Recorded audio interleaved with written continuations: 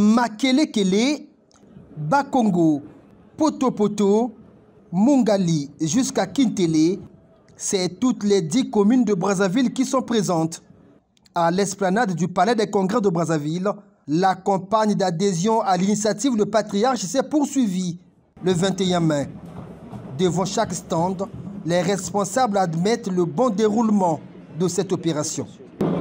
Mais comme toutes les activités organisées par le Patriarche, nous allons de succès en succès.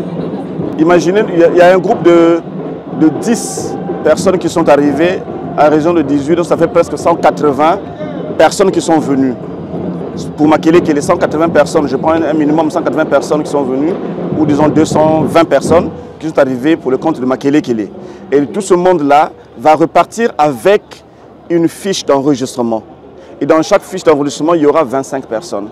Donc du coup, quand vous prenez 20 fois 25, vous voyez le nombre de comités de soutien qu'on aura au niveau de Makele Kele.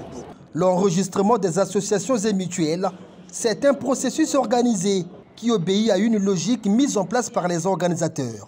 Tout se passe dans la grande salle des palais des congrès. Les gens se réunissent là-bas pour enregistrer les fiches d'adhésion et ils reviennent ici. Nous, notre rôle, c'est juste d'enregistrer dans les fiches de renseignement.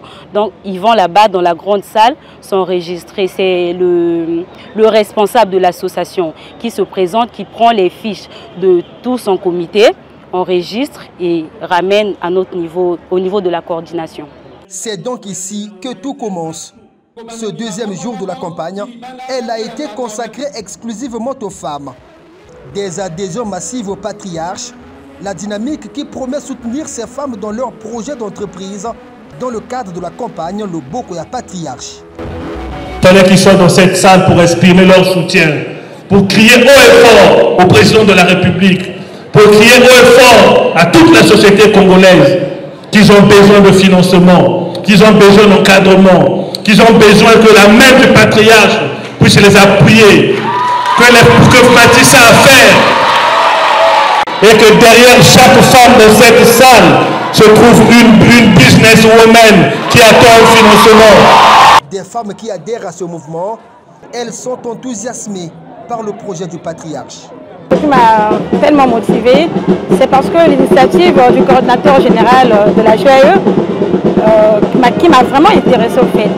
Ces propos à laquelle qui pourra au moins soutenir plusieurs associations et c'est ça qui m'a vraiment motivée.